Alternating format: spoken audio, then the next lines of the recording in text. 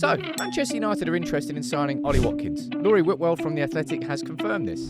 Will it depend on Rasmus Hojlund leaving? Well, potentially. But there's an idea I've got. I want to float because I think there's a potential for an ideal transfer that doesn't even need United to find a buyer for Hojlund. Let's talk about Watkins, Hojlund, Garnacho, and what I'm on about. So, we need a new striker this summer. You know it, I know it, Amram knows it, every United fan knows it. Who's going to be?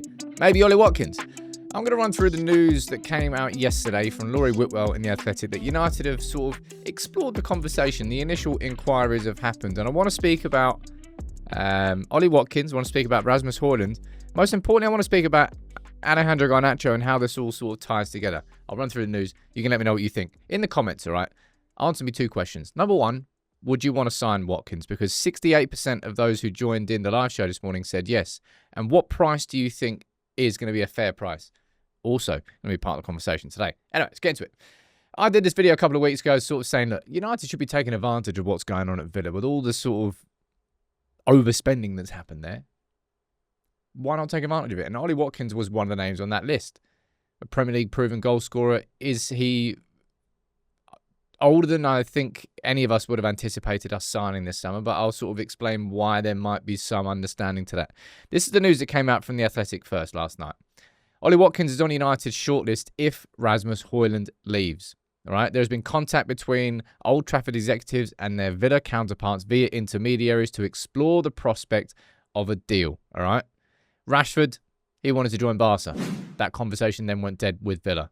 At this stage, it's just like a check call on Watkins, just to see what extent there is for a potential transfer to happen in the future. Now, almost hilariously down here, the price is mentioned, right?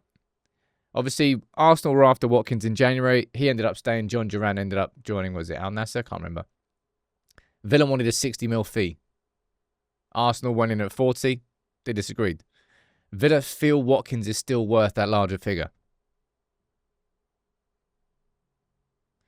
Right. But any conversation around Watkins could have involved Rashford. But that's completely gone. According to Laurie Whitwell, the conversation around Hojlund is linked with Watkins, and that if United manage to find a club to sell Hojlund to, then bringing in Watkins can be a conversation. But I really think that I only just remembered when I was preparing this video that Garnacho was pictured in a Rashford's Villa shirt, but I genuinely think that Garnacho should be part of this conversation. Now, let me explain exactly why. We all know that Garnacho wants to stay in the Prem. Rashford wants to leave. He wants to go abroad, start elsewhere, fresh beginnings. Garnacho wants to stay in the Premier League. He's 21, turns 21 today, actually. He's got years ahead of him. He wants to be in the best league in the world. Man United are not going to get many clubs in for Garnacho. And I don't want to sell to Chelsea.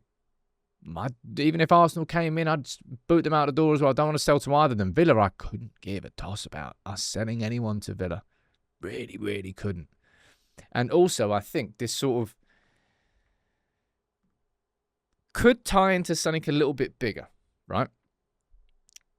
Does anyone remember what happened between Everton and Villa last summer, right? I'm going to run through some examples here around the prices of Garnacho and Watkins. And maybe how, look, people have been talking about United is sort of exploiting stuff and we're selling the women's team. I think selling the women's team is a bit extreme.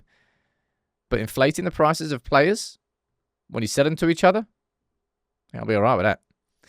You remember this last time, maybe you don't. Last summer, Onana, of course, he joined Villa, 60 million euros. Lewis Dobbin left for 11 million euros. Ready? Villa then signed, what's his name? Arugbanam. For 10 million euros.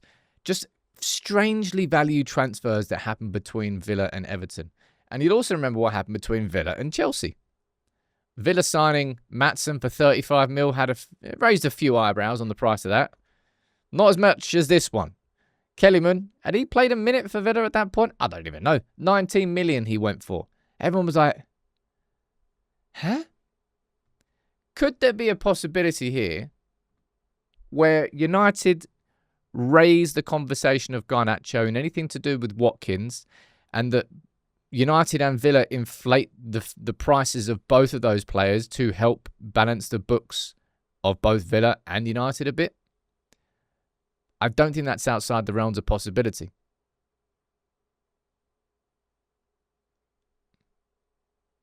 I don't want us selling off assets like the women's club to a parent company, but overinflating the values of players between two clubs, I think I'll be fine with that.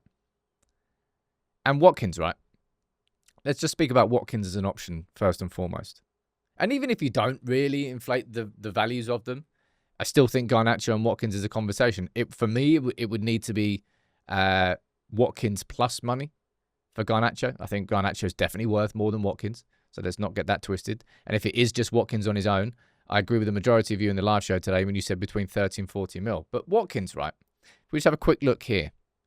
Last season scored 16 goals in the Prem, 8 assists. The season before, 19 and 15. Season before, 15 and 6. Season before, 11 and 2. Season before, 14. You've got 1, 2, 3, 4, 5 years in succession where he's hit double figures in the league. This is... I'll speak about Chido Obi in a little bit. This is not a striker that would have been near the top of my list. Is Osimhen above him? Yes. Is Gyökeres above him? Yes. However, I can see some of the logic with Watkins. And as much as I've been speaking about United going for a shift in transfer strategy, a shift towards younger signings that have sustainable long-term values that you can then resell if it doesn't quite work out. Also this summer, clearly we're going for a bit of Premier League proven quality to bring some immediate upturn at United. And if you look at Watkins, and that's why I had the picture of Chido there, because if you speak about pathways, I think that Chido would probably be 2 seasons away from being ready to lead United's line as the main striker. Almost like a perfect 2-year period for someone like Watkins to come in at the age of 29 to guide him through that until he's 31, and then all of a sudden you've got Chido coming through. That's a potential pathway. That's a potential option that the club could take. And if they were to take it, I think that involving Garnacho in the conversation just makes sense. Because I don't really think that if Chelsea come in for him, I mean, Chelsea signing everybody, so they probably will come in for him, but I'd just rather not sell to Chelsea. Personal preference.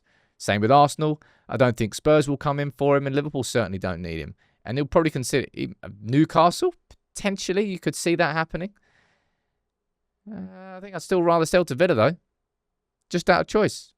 And if United could inflate the prices of both players in the same way that they did with Maatsen and Kellyman and all the other players that Villa have signed or sold, maybe that could be part of it too. You can let me know what you think. It's just, I think people turning their nose up at the idea of Watkins, mainly coming from the fact that they wanted United to sign Osimhen and Gyökeres, and if you step from one side from those players, everyone else you look at is no good. But this is a player who's Premier League proven and has scored double figures for 5 consecutive seasons. And if anybody had said to you at the start of summer that United's front three next season could be Cunha and Buma and Watkins, I don't think you would have been that annoyed.